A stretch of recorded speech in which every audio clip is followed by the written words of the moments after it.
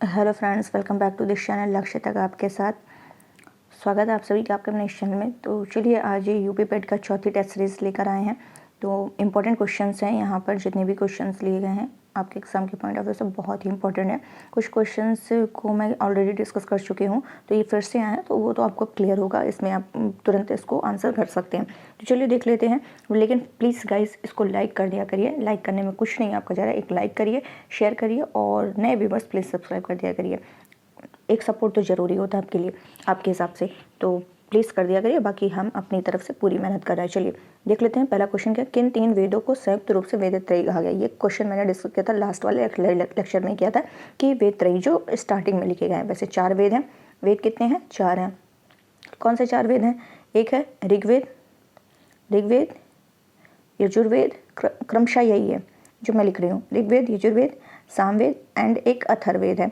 तो जो अथर्ववेद है ये लास्ट में है, ये लास्ट में लिखी गई और ये तीनों एक साथ, ठीक है, क्रमशः। तो त्रयी वेद जो कहलाती हैं ऋग्वेद, यजुर्वेद और सामवेद। देख लीजिए कहाँ पर ऋग्वेद, यजुर्वेद, सामवेद, तो यही सी ऑप्शन, ऋग्वेद, यजुर्वेद और जो सामवेद है यही आपका क्या है, वेद त्रयी कहलाता है। अथर्ववेद आपका अलग हो जाता है। और अथर्ववेद में क्या है, जादू टोने औषधि की बात की गई है, ये भी आपको ध्यान रखना है। नेक्स्ट क्वेश्चन क्या कह रहा है, पुष्यमित्र शुंग द्वारा मारा जाने वाला अंतिम मौर्य शासक कौन था। Most important question. तो पुष्यमित्र शुंग द्वारा जो मारा जाने वाला अंतिम शासक था, अंतिम मौर्य शासक, वो था बृहद्रथ था। बृहद्रथ 184 ईस्वी में, 184 ईस्वी पूर्व में अंतिम मौर्य शासक बृहद्रथ की हत्या करके पुष्यमित्र शुंग क्या करता है, शुंग राजवंश की नींव डालता है। ये भी आपको क्लियर हो गया होगा। निम्न में से किस शासक को भारत का नेपोलियन कहा जाता है। Most important question. तो समुद्रगुप्त को भारत का नेपोलियन कहा जाता है। और ये किसने कहा था, इनको ये भी पूछा जा सकता है कि भारत का नेपोलियन समुद्रगुप्त को किसने कहा था। तो किसने कहा था, मैं यहाँ लिख दे रही हूँ, विसेंट स्मिथ ने कहा था। विसेंट स्मिथ ने इनको क्या कहा था, भारत का नेपोलियन कहा जाता है।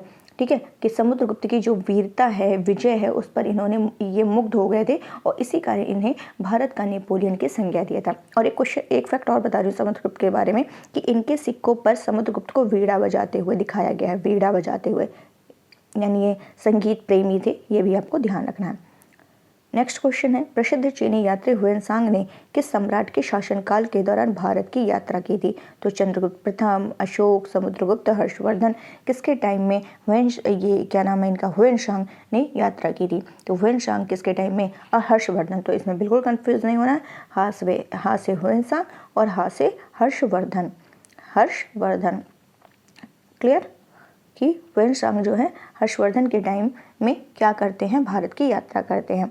और इन्होंने अपनी यात्रा के दौरान, जब ये यात्रा कर रहे थे, तो उसी पर इन्होंने ग्रंथ लिखा, अपनी यात्रा पर ही इन्होंने ग्रंथ लिखा है जिसका नाम है सी यू की। ये भी पूछता है सी यू की किसकी रचना है, तो इन्हीं की है, फाहियान की है। तो ये भी क्लियर हो गया होगा। चलते हैं नेक्स्ट क्वेश्चन की तरफ।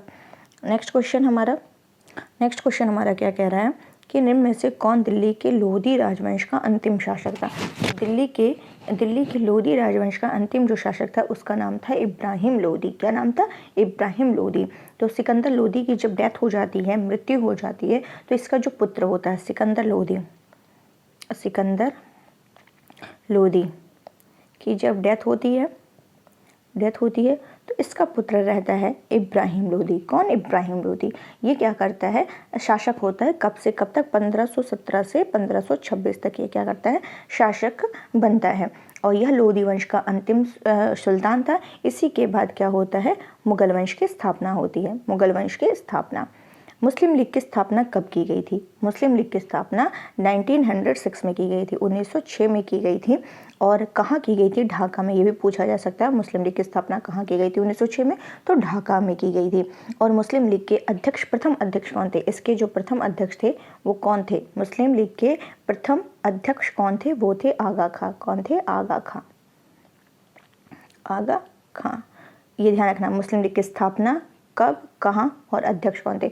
तो कब हुई, 1906 में हुई। और कहाँ हुई, ढाका में हुई। और इसके प्रथम अध्यक्ष कौन थे, इसके प्रथम अध्यक्ष थे आगा खां थे।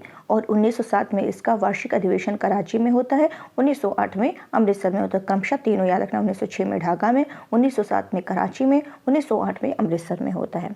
नेक्स्ट क्वेश्चन, निम्न में से कौन संथाल विद्रोह के नेता थे? तो संथाल विद्रोह के नेता नाम से ही पता चल जा रहा है कि ये कौन थे, सिद्धू माझी, सिद्धू और कान्हू थे। 1855-56 में ये होता है, ये भी ध्यान रखना, ध्यान रखना कि संथाल विद्रोह कब हुआ था, 1855-56 में हुआ था। और इसके जो विद्रोही नेता थे वो कौन थे, सिद्धू कान्हू थे, सिद्धू कान्हू, सिद्धू कान्हू थे। क्लियर। और ये जो मतलब विद्रोह का जो केंद्र था वो कहाँ था, भागलपुर से राजमहल, भागलपुर से राजमहल, भागलपुर से राजमहल के बीच केंद्रित था। नेक्स्ट, निम्न में से स्वतंत्रता आंदोलन में भाग लेने वाले पश्चिम बंगाल के क्रांतिकारी की पहचान करें। अब देख लेना कि पश्चिम बंगाल से संबंधित कौन, पश्चिम बंगाल से संबंधित कौन है, ये चलिए देख लेते हैं। बालकृष्ण नायर, नाम से तो नहीं लग रहा कि ये वहाँ के हैं। फिर मुकुंद डकाक्ती पुलिथेवर और खुदीराम बोस। तो पश्चिम बंगाल से कौन संबंधित है, ये पश्चिम बंगाल से खुदीराम बोस संबंधित है, क्योंकि खुदीराम बोस का जो जन्म है वो बंगाल में मिदनापुर जिले के हबीबपुर गाँव में हुआ था। कहाँ हुआ था, बंगाल के मिदनापुर, बंगाल के मिदनापुर जो जिला है वहाँ के हबीबपुर गांव में हुआ था। और मुजफ्फरपुर बम कांड में इन्हें क्या किया गया था, फांसी दी गई। तो पश्चिम बंगाल की क्रांतिकारी कौन, खुदीराम बोस। नेक्स्ट क्वेश्चन 9वें नंबर का क्वेश्चन है कि बारदोली किसान सत्याग्रह का नेतृत्व किसने किया था?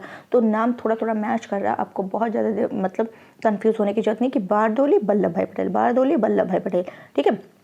बाद से बारदोली, बाद से वल्लभ भाई पटेल। तो बारदोली सत्याग्रह भारतीय स्वतंत्रता संग्राम के दौरान कब हुआ था, 1928 में। इसका सन भी याद रखना कि बारदोली कब हुआ था, 1928 में हुआ था। और कहाँ हुआ था, गुजरात में हुआ था।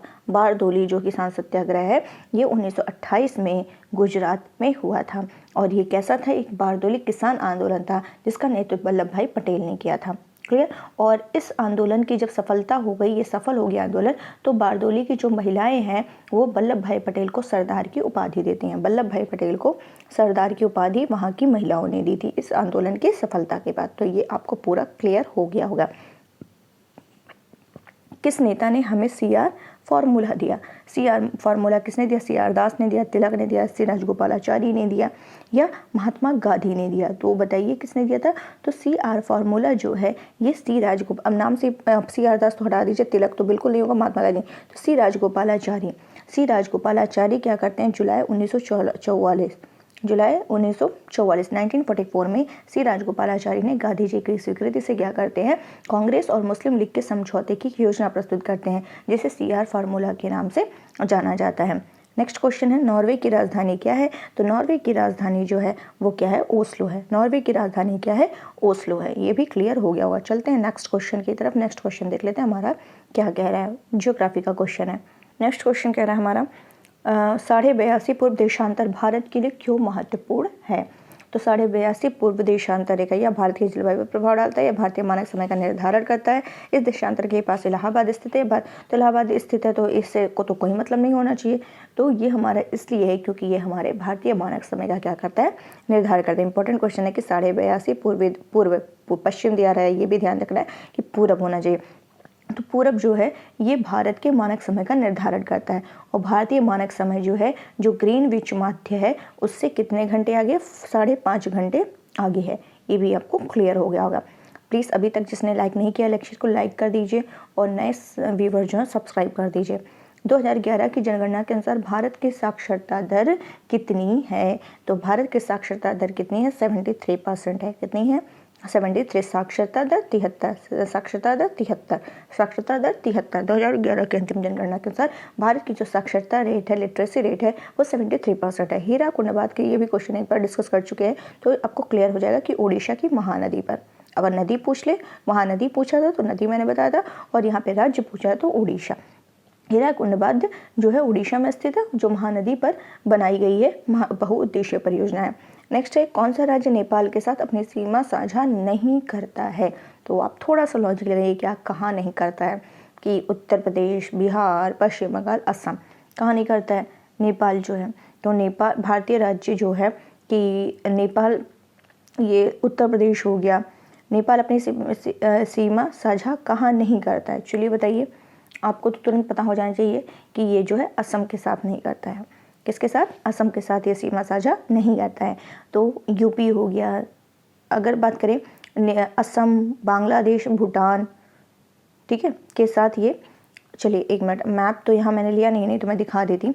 अगर मैं बात करूँ भारतीय राज्य यूपी, सिक्किम, उत्तराखंड, बिहार, पश्चिम बंगाल, नेपाल के साथ अपनी सीमा साझा करते हैं। फिर से मैं बोल रही हूँ कौन कौन, यूपी हो गया, मैं शॉर्ट में ही यहाँ लिख दे रही हूँ, नेपाल के साथ कौन कौन सीमा साझा करता है, उत्तर प्रदेश हो गया, सिक्किम हो गया, उत्तर प्रदेश, सिक्किम हो गया, उत्तराखंड हो गया, बिहार हो गया एंड वेस्ट बंगाल हो गया। यूपी, पश्चिम बंगाल, बिहार, उत्तराखंड, सिक्किम, ये क्या करते हैं, नेपाल के साथ अपनी सीमा साझा करते हैं। जबकि असम जो है, बांग्लादेश है, भूटान के साथ अपनी असम, बांग्लादेश, ये भूटान के साथ अपनी सीमा साझा करते हैं। नेक्स्ट क्वेश्चन है, कहाँ चला गया नेक्स्ट क्वेश्चन, यस यहाँ पर है, पॉलिटी का क्वेश्चन है। ये कह रहा है भारत के संविधान में किस संशोधन के अंतर्गत जीएसटी कर लगाया गया, तो किस के तहत, 101 के तहत। अमेंडमेंट जो है 101 संशोधन जो है ये क्या होता है, इसी के अंतर्गत अगर पूछ ले कि किस संशोधन के अंतर्गत, ये 122वां संशोधन विधेयक था। विधेयक जो प्रस्तुत किया गया था 122वां था, लेकिन ये जो पारित हुआ ये 101 संशोधन हुआ। तो इसके तहत क्या किया गया, जीएसटी लगाया गया और 1 जुलाई 2017 से क्या होता है, ये लागू हो जाता है। 1 जुलाई 2017 से ये लागू हो जाता है। 1 रुपए के नोट पर किसके हस्ताक्षर, 1 मिनट, 1 रुपए के नोट पर किसके हस्ताक्षर होते हैं, भारत सरकार, भारतीय मुख्य न्यायाधीश, भारत के प्रधानमंत्री, तो हटा दीजिए। अब आप कंफ्यूज होंगे थोड़ा सा, क्या वित्त सचिव या भारत सरकार, तो किसके होते हैं, तो ये भारतीय वित्त सचिव के, 1 रुपए के नोट पर भारत सरकार के वित्त सचिव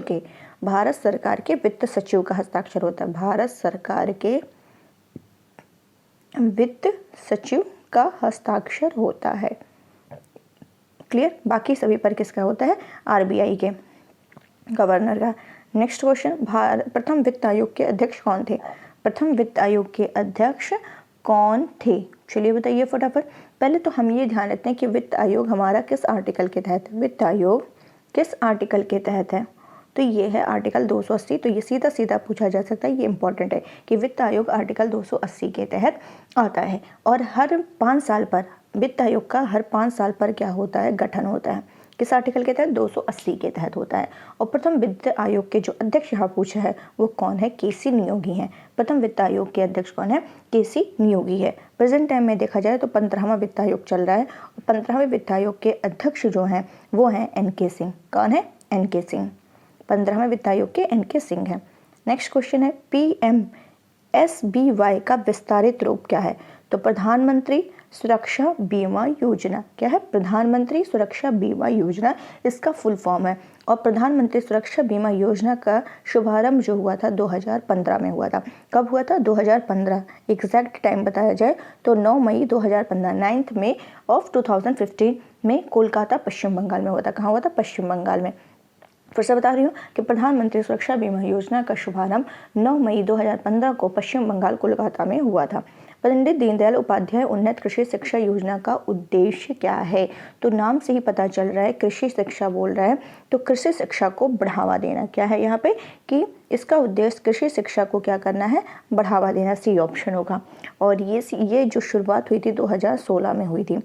दीनदयाल उपाध्याय उन्नत कृषि शिक्षा योजना जो है 2016 में ये स्टार्ट हुआ था। नेक्स्ट क्वेश्चन चलते हैं, किस अनुच्छेद में भारत को इंडिया भी कहा गया है, तो किस आर्टिकल में कहा गया है, आर्टिकल 1 में कहा गया है। क्या कहा गया है कि भारत, ये सीधी लाइन लिखी है जो मैं यहाँ लिख रही हूँ, सीधा ये लिखा, भारत अर्थात इंडिया, भारत अर्थात इंडिया राज्यों का क्या होगा, संघ होगा। भारत अर्थात इंडिया राज्यों का संघ। तो भारत को इंडिया भी कहा गया आर्टिकल 1 में। किस मौलिक अधिकार के तहत कानून के नज़र में सभी समान है, क्या स्वतंत्रता का अधिकार, बिल्कुल नहीं। स्वतंत्रता के आधार समान लिखा है तो स्वतंत्रता का अधिकार बिल्कुल नहीं हुआ। संस्कृति और शिक्षा संबंधी भी नहीं हुआ। शोषण के विरुद्ध नहीं, तो समता का अधिकार, समता का अधिकार आर्टिकल 14 के तहत।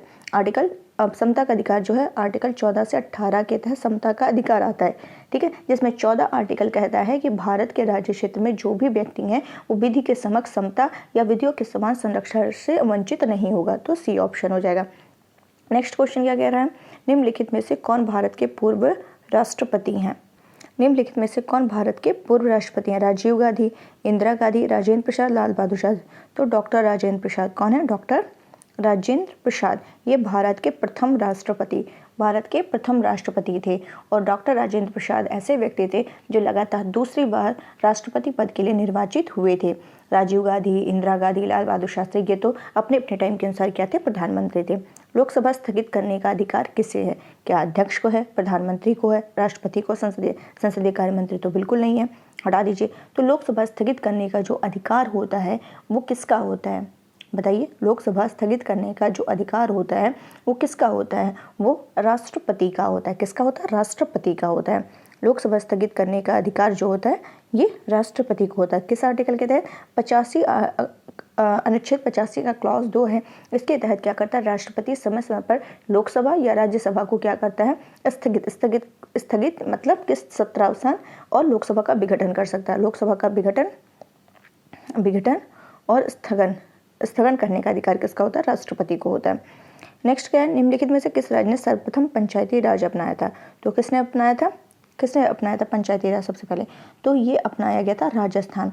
2 अक्टूबर 1959 को 2 अक्टूबर 1959 को राजस्थान के नागौर जिले में सबसे पहले पंचायती राज व्यवस्था को अपनाया गया था। और भारत में त्रिस्तरीय पंचायती राज व्यवस्था की स्थापना की गई थी, त्रिस्तरीय। और इसमें किसकी सिफारिश पर की गई थी? बलवंत राय मेहता समिति। किसकी सिफारिश पर? रिपीटेड कर रही हूँ अपनी लाइन क्योंकि इंपॉर्टेंट है कि किसकी सिफारिश पर यह त्रिस्तरीय पंचायती राज व्यवस्था की स्थापना की गई थी? बलवंत राय मेहता समिति के द्वारा। और 1957 में की गई थी। और सबसे पहला जो राज्य अपनाया था वो राजस्थान ने अपनाया था 2 अक्टूबर 1959 को। दर्पणकारों की हेडलाइट में प्रयोग होता है। दर्पणकारों की जो हेडलाइट होती है वहाँ पे शंक्वाकार, अर्धवृत्तीय, उछाल, अवतल। तो हेडलाइट में जो होती है वो क्या होती है? अवतल दर्पण युक्त होता है। अवतल दर्पण यूज होता है क्योंकि जो इसके समीप लगे बल्ब होते हैं उससे जो निकलने वाली प्रकाश की किरण है वो दर्पण से परावर्तित होकर के क्या करती है? रिटर्न होकर के अधिक तीव्रता की किरणों में क्या करती है? रिफ्लेक्ट हो जाती है। तो इस तरीके से क्या हो जाएगा कि हेडलाइट में क्या होता है? अवतल। हेडलाइट में कौन सा दर्पण? अवतल। हेड अवतल। ठीक है। एसी को डीसी, प्रत्यावर्ती धारा को एसी बोलते हैं। और दिष्ट धारा डीसी में बदलने के लिए किस युक्ति का प्रयोग किया जाता है? तो किस युक्ति का प्रयोग किया जाता है? ये किसका किया जाता है? रेक्टिफायर का यूज किया जाता है। किसका? रेक्टिफायर। एसी को डीसी में बदलने के लिए किस युक्ति का प्रयोग किया जाता है? रेक्टिफायर। रेक्टिफायर क्या है? एक वैद्युत युक्ति है, मतलब इलेक्ट्रिक डिवाइस है जो क्या करता है? प्रत्यावर्ती धारा या अल्टरनेटिव करंट को क्या करती है? डायरेक्ट करंट में यानी कि दिष्ट धारा डीसी में परिवर्तित करती है। एसी को डीसी में परिवर्तित करने के लिए किस युक्ति का प्रयोग किया जाता है? रेक्टिफायर का यूज किया जाता है। नेक्स्ट क्वेश्चन है, ठोस कार्बन डाइऑक्साइड कहते हैं क्या? सूखी बर्फ। ठोस कार्बन डाइऑक्साइड को सूखी बर्फ यानी ड्राई आइस के नाम से जाना जाता है। शरीर में किसकी कमी के कारण क्वाशियोरकोर रोग हो जाता है? किसकी कमी के कारण होता है? ये किसकी कमी के कारण होता है? शरीर में प्रोटीन की कमी से। अगर शरीर में प्रोटीन की कमी है तो क्वाशियोरकोर रोग होता है। और इस रोग से सबसे ज़्यादा प्रभावित क्या होते हैं? बच्चे होते हैं। बच्चे कुपोषण से इससे क्या हो जाते हैं? ग्रसित हो जाते हैं। प्रोटीन की कमी से क्या हो जाता है? Kwashiorkor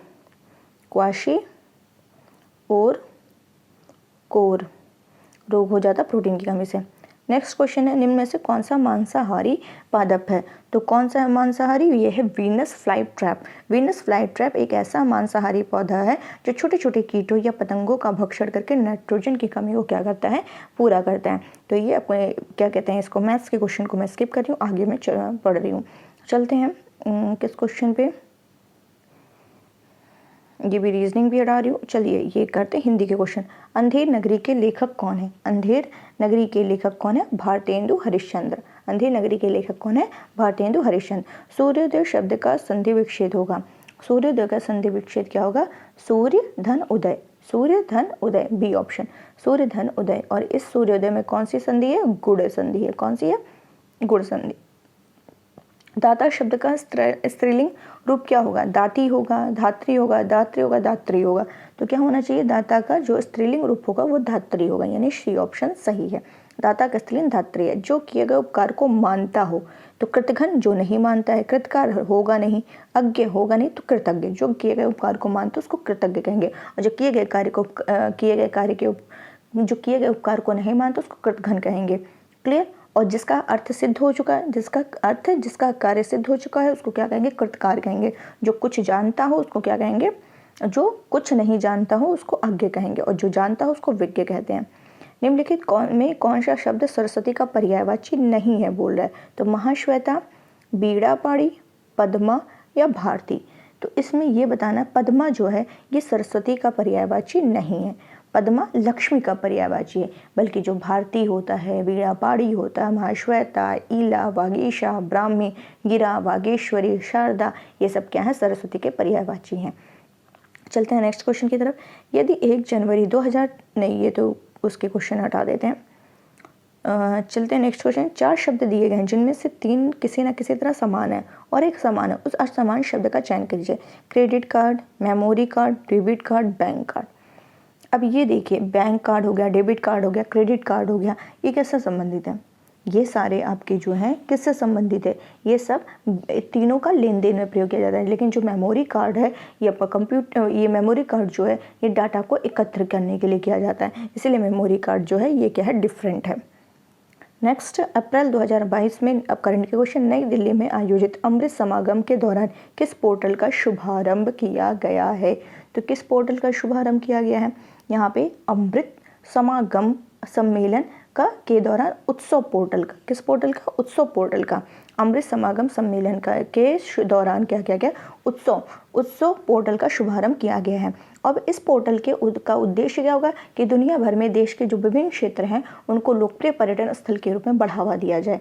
clear? तो अमृत समागम सम्मेलन के दौरान उत्सव पोर्टल का शुभारंभ किया गया। जनवरी 2022 में जारी भारत वन स्थिति रिपोर्ट 2021 के अनुसार बाद में कौन सा राज्य क्षेत्रफल की दृष्टि से सर्वाधिक वनावरण के संदर्भ में पहले स्थान पर है? सर्वाधिक वनावरण के उसमें पहले स्थान पर है। तो ये पहले स्थान पर कौन सा है?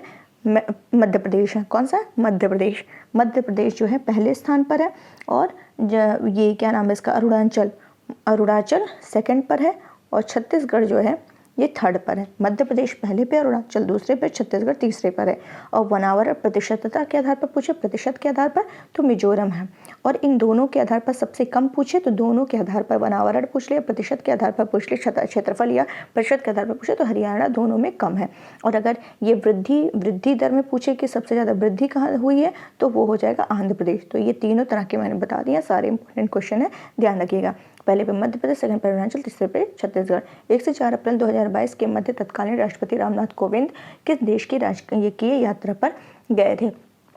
तो ऐसे क्वेश्चन तो आपको याद नहीं रहेंगे, लेकिन यहाँ पर आया तो हम लोग डिस्कस कर लेते हैं, क्योंकि हमेशा कहीं ना कहीं कोई ना कोई जाता है। लेकिन चलिए देख लेते हैं। 4 अप्रैल 2022 तक राष्ट्रपति रामनाथ कोविंद जो है ये कहाँ पे? तुर्कमेनिस्तान की यात्रा पर रहे थे। और यह किसी भी भारतीय राष्ट्रपति की तुर्कमेनिस्तान की पहली यात्रा था, इसलिए इंपॉर्टेंट हो जाता है। नेक्स्ट क्वेश्चन, अप्रैल 2022 में Stockholm International Peace Research Institute SIPRI द्वारा जारी विश्व सैन्य खर्च प्रवृत्तियां रिपोर्ट 2021 के अनुसार विश्व के सर्वाधिक सैन्य खर्च वाले देशों में भारत का कौन सा स्थान है? इसमें भारत का कौन सा स्थान है? तो भारत का जो स्थान की बात करें तो भारत 3rd नंबर पर है। भारत 3rd नंबर पर है। सर्वाधिक मतलब इसमें सैन्य खर्च में यूएसए है फर्स्ट पे, और सेकंड पे चाइना है। तो ये ध्यान रखना है कि सिप्री जो है इसके द्वारा जारी जो रिपोर्ट है, कौन सा रिपोर्ट? विश्व सैन्य खर्च प्रवृत्तियां रिपोर्ट। इसमें सर्वाधिक में यूएसए है, चीन है, 3rd पे भारत है। तो ये आपको क्लियर हो गया होगा।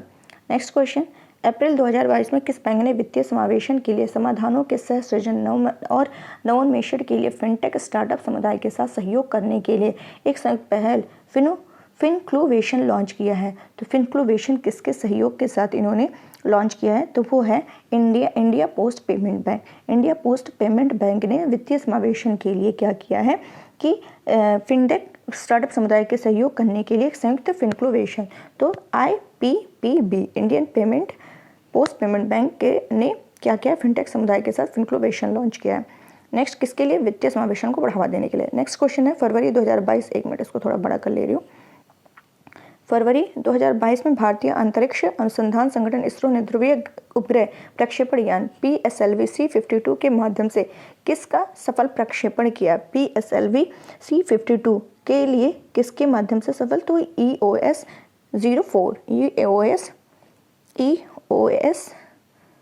04 किसके? PSLV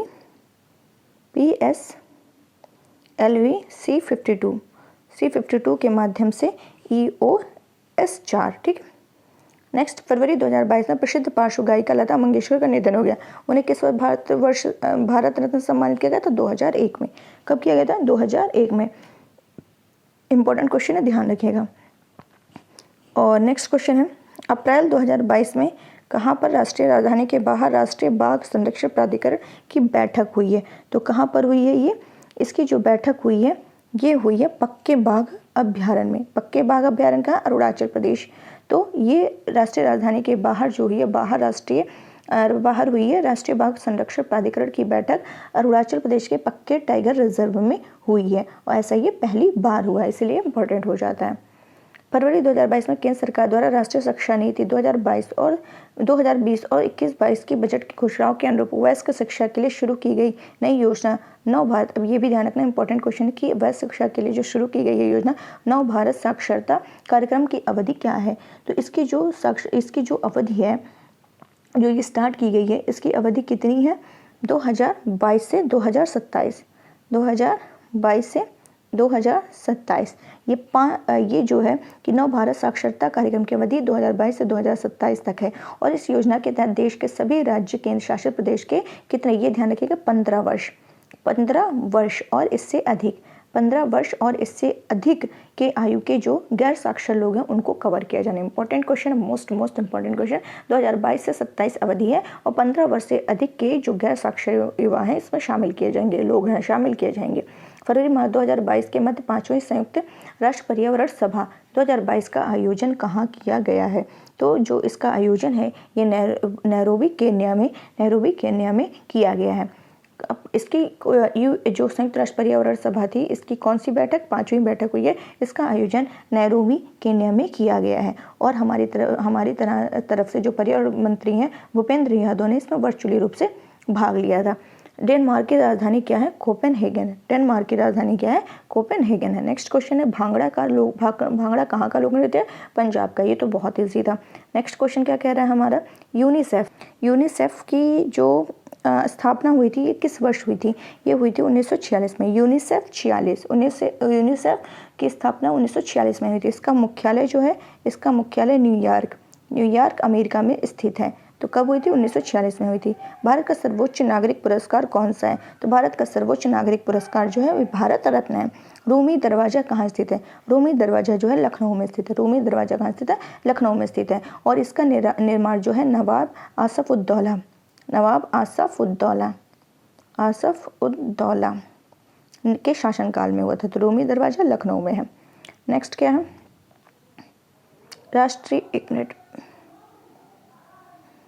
रामनाथ गोयनका पुरस्कार के क्षेत्र में योगदान के लिए दिया जाता है। रामनाथ गोयनका जो पुरस्कार है ये आपका पत्रकारिता के क्षेत्र में दिया जाता है। रामनाथ गोयनका पुरस्कार किस क्षेत्र में दिया जाता है? पत्रकारिता के क्षेत्र में दिया जाता है। और पुलित्जर जो ये है ये भी आपका पत्रकारिता के क्षेत्र में दिया जाता है। पुस्तक गोल्डन बॉय नीरज चोपड़ा के लेखक कौन है? तो कौन है? नवदीप सिंह गिल है। पुस्तक गोल्डन बॉय नीरज चोपड़ा के लेखक नवदीप सिंह गिल है। तो ये जो 2020 में भाला फेंक स्पर्धा में स्वर्ण पदक जीते थे उसी के विषय में इसमें उल्लेख है। मई 2022 में संपन्न हुई राष्ट्रीय फुटबॉल चैंपियनशिप हीरो संतोष ट्रॉफी 2021-22 का खिताब किस टीम ने जीता है? तो संतोष ट्रॉफी जो है ये केरल ने जीता है। किसको हरा करके जीता? पश्चिम बंगाल को हरा कर जीता है। कौन? केरल जीता है। और संतोष ट्रॉफी किससे संबंधित है? फुटबॉल से संबंधित है, ये भी ध्यान रखना है। मिस वर्ल्ड 2021 का खिताब किसने जीता है? तो मिस वर्ल्ड 2021 का जो खिताब है ये कैरोलिना ब्लावास्का ने जीता। ये कहाँ की है? पोलैंड की रहने वाली हैं। पोलैंड की करंट अफेयर्स में सारे क्वेश्चंस मैंने डिस्कस किए हुए हैं। जिसने पूरा देखा होगा उसका एक भी क्वेश्चन मिस नहीं होगा। तो पोलैंड की मिस ये जो कैरोलिना ब्लावास्का हैं इनको ये चुना गया है। और चलते हैं नेक्स्ट क्वेश्चन की तरफ। और ये जो हाँ ठीक है, बस इतना ही रखते हैं। नेक्स्ट क्वेश्चन है, राष्ट्रीय वन्यजीव बोर्ड की स्थायी समिति की 67वीं बैठक प्रतिवर्ष की स्थिति को राष्ट्रीय डॉल्फिन दिवस मनाए जाने की घोषणा की। मोस्ट इंपॉर्टेंट क्वेश्चन 5 अक्टूबर को, कब? 5 अक्टूबर को मनाए जाने की घोषणा की है। तो चलिए बस इतना ही रखते हैं, क्योंकि बाकी आपको इसी से संबंधित क्वेश्चन करने हैं तो जरूरत नहीं है कि इसको डिस्कस किया जाए।